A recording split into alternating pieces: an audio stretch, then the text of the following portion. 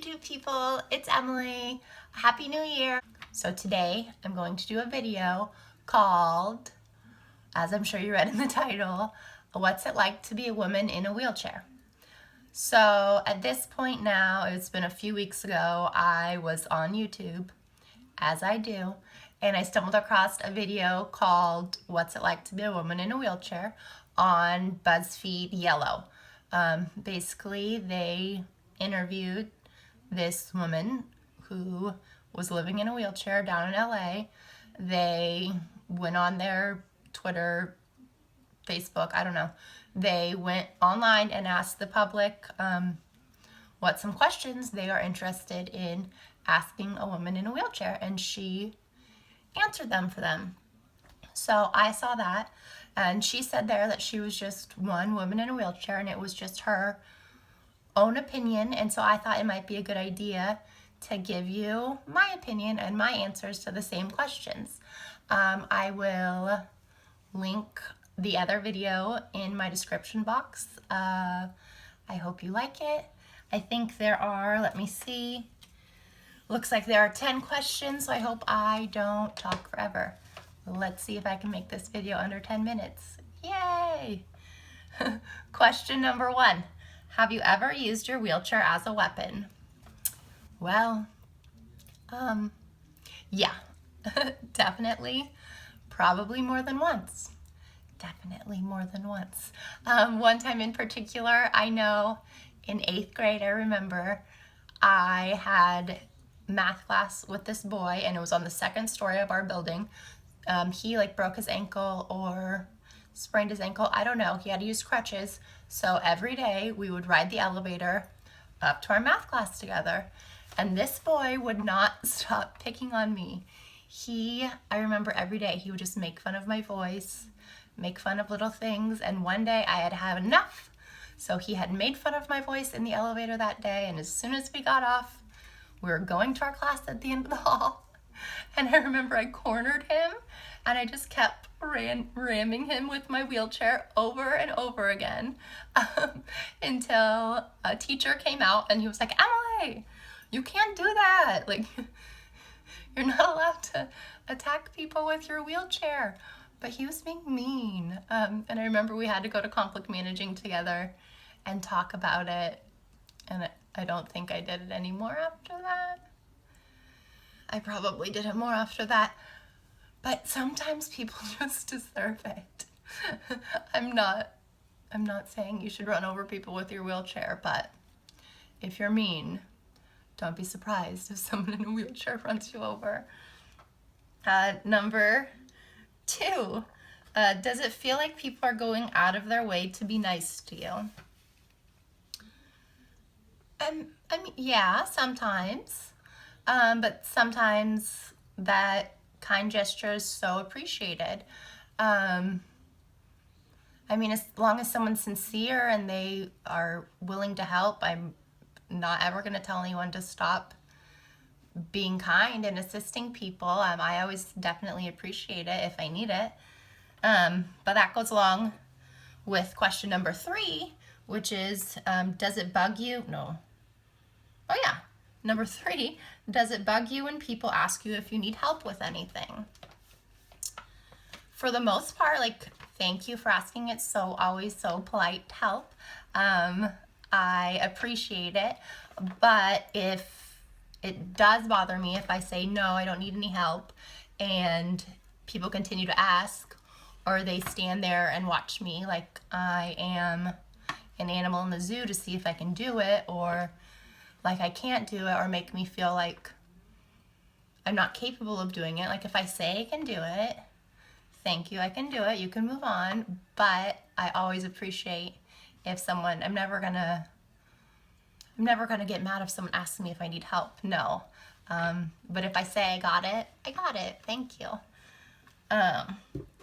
Number 4, I don't have a disability. Can I use the handicap stall in the bathroom? So, if it's full, okay, so if we're at a concert and there's 20 people out the door and every other stall is full and the handicap one's open, by all means, step right up. use it, I understand. But if they're all open and you're just using the big stall for your own comfort, like, I don't appreciate that. Please don't do that.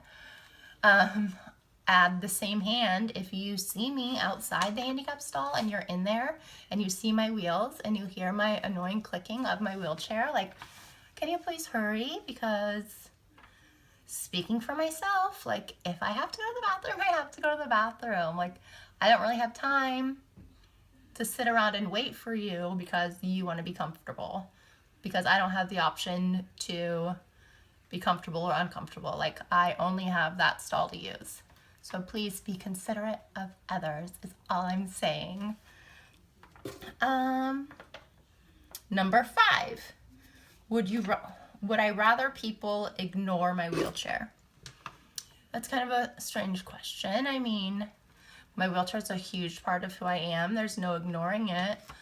I don't want it to be the main focus of everyone's attention. I don't like that. But I don't expect someone to completely ignore it. I understand that it's a huge part of me and who I am, but it's not all I am. So as long as someone understands that, like, whatever, I have a wheelchair. Cool, it's there. I get it. We don't have to ignore it though. Number 6. Number 6 is, do you get upset when people ask why you're in a wheelchair? For me, for the most part, no. I appreciate when people have the courage to ask. I would never want someone just to assume something. A lot of assumptions are made every day when anyone looks at anyone. So, I mean, assumptions are normal, but if I know you, if we're in a conversation, it's totally okay to ask. Have there been occasions when people have asked me, like, why, and it's been offensive? Of course. There's a time and a place for everything. I don't think it should be the first question someone asks me, but I don't get offended by it. I have got offended by it, but for the most part, there's a time and a place for everything, you know? Number 7, how does it make you feel when someone says you're an inspiration? I mean, I would hope that I inspire people. I do my best to show the world that despite my differences, I can still kick ass. I really strive to inspire people. But again, have there been times when I felt like people have said that and it's been insincere? Yes, and I don't appreciate that, and I don't think anyone would appreciate that. Sincerity is key, of course. So I hope that I can inspire people, but I definitely don't ever want anyone to feel obliged to tell me I'm an inspiration, if that makes any sense. Number 8 is, what can we do as a society to better provide for those in wheelchairs? I think, like, big thing for young people in wheelchairs, a great thing would be for us to be better portrayed in movies and on TV, as more of mainstream, instead of being that special character, that key character, like the special uncle. Or I find when people are portrayed as successful members of society, if I could use that term, people in wheelchairs, when they're portrayed as successful members of societies, it's often a middle-aged man who was injured in a heroic way, and they're living their life. But let's face it, there are a lot of very successful members of society living in wheelchairs that don't fit that stereotype. So I think that would be a great thing to be portrayed in media, and I think that would help our community a lot. Number 9, almost to the end. Is it particularly offensive when people stare at you?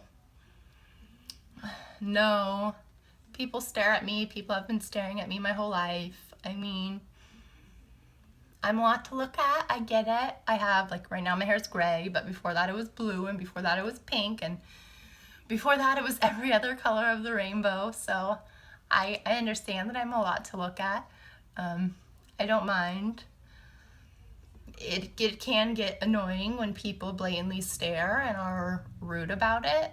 Goes back to the whole, like, time and a place, respect others like you would want to be respected, I guess. There was one time when I was in San Francisco when these tourists, they were very clearly tourists holding hands. I don't think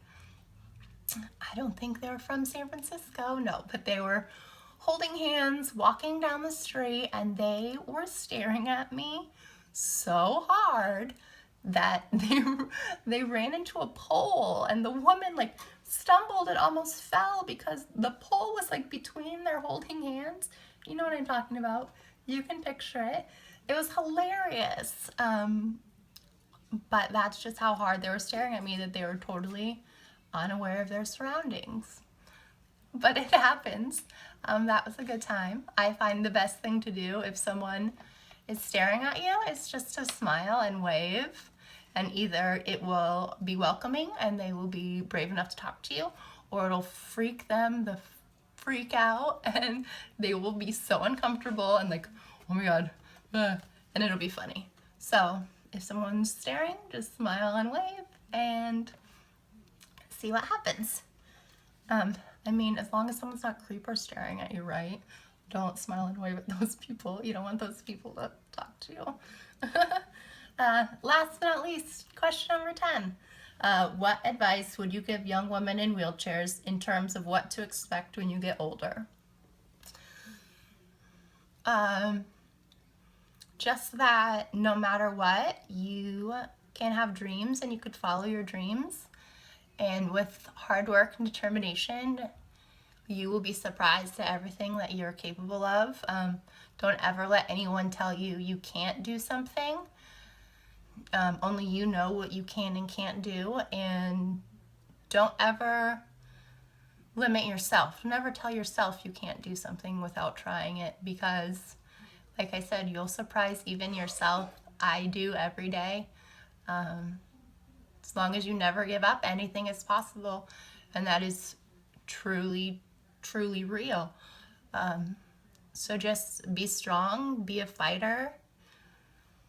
I mean, you have a purpose, and I really feel like everyone has a reason, and you are stronger than you know, because this fight would not have been placed in front of you if you weren't strong enough to overcome it. So keep strong and keep on rolling, you know? But that's all. I did it. I answered all 10 questions. Yay! I hope this video uploads and I don't have problems again. I hope you like this. If you have any more questions, feel free to ask. Like I said, I'm gonna link the other video in the description box. You could thumbs up and share if you like this.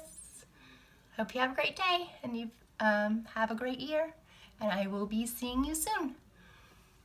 Where's my remote thing? This thing's awesome. Bye.